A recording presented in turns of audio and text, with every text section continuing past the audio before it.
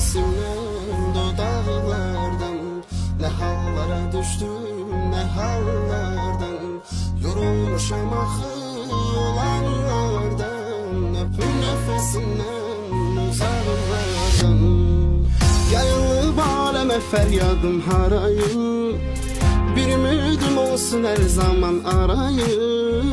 Oxşayım telini saçını darayım, öpüm şirin şirin yanaqlardan.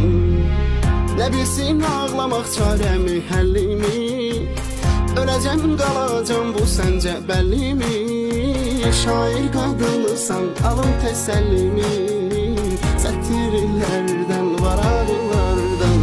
Geçim təbəssümdən dodaqlardan, nə hallara düşdüm, nə hallardan, yorulmuşam axı